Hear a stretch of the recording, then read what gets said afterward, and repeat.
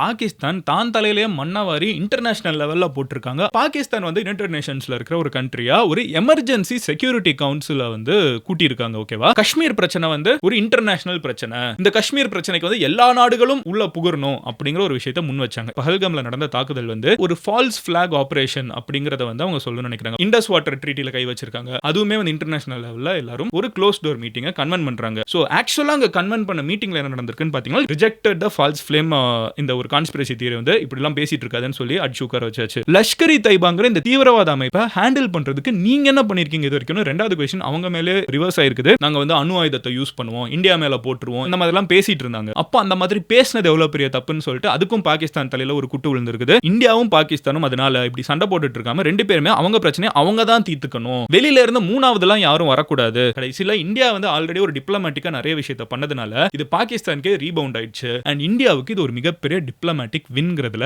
சந்தேகமே கிடையாது.